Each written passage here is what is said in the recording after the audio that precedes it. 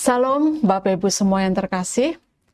Hari ini hari Selasa tanggal 10 Februari 2026. Senang sekali kami masih dapat menjumpai Bapak Ibu semua.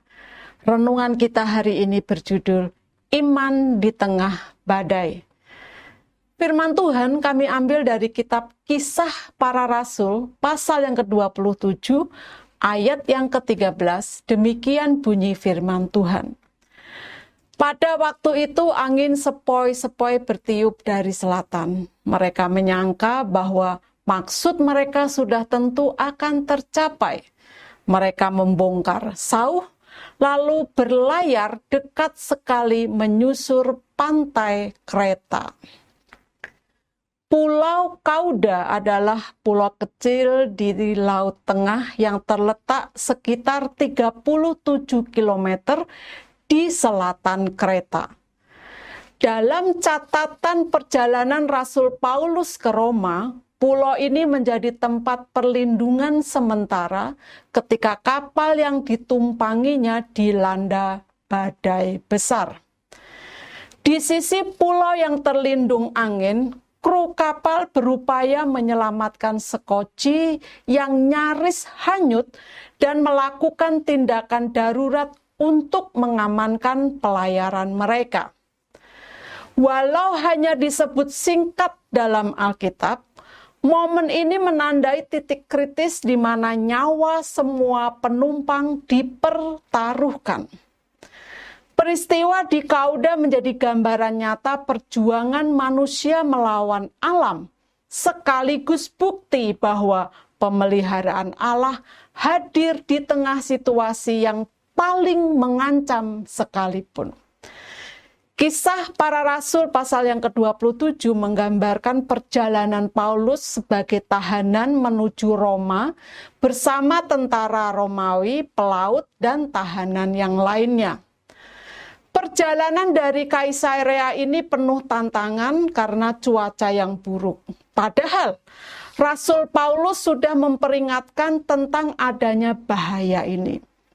Setelah singgah di berbagai pelabuhan, mereka tetap berlayar dan dihantam badai dahsyat selama berhari-hari, membuat kapal terombang-ambing tanpa arah. Ketika melewati Kauda, kru bekerja keras memperkuat kapal agar tetap bertahan. Dalam keputusasaan mereka, Paulus tampil dengan memberi pengharapan dari Allah bahwa semua orang akan selamat meski kapal mereka akan hancur. Ia mendorong mereka untuk makan dan tetap kuat. Kapal akhirnya kandas di Pulau Malta, tetapi seluruh penumpang selamat, membuktikan bahwa janji Allah tidak pernah gagal di tengah badai yang dahsyat. Dari pembahasan di atas, paling tidak ada 3 poin penting yang dapat kita renungkan. Yang pertama, kita belajar tentang kedaulatan dan pemeliharaan Tuhan di tengah badai kehidupan kita. Tuhan tetap memegang kendali penuh atas segala sesuatu. Dalam hidup ini, kita pun sering menghadapi badai berupa masalah, penderitaan, atau ketidakpastian. Namun, peristiwa ini mengingatkan kita bahwa Tuhan sanggup memelihara dan menuntun kita melewati setiap kesulitan. Yang kedua, iman yang teguh dan sikap penuh pengharapan sangat penting di tengah situasi yang sulit. Paulus menunjukkan teladan luar biasa dengan tetap percaya pada janji Tuhan, bahkan ketika semua orang di sekitarnya sudah putus asa.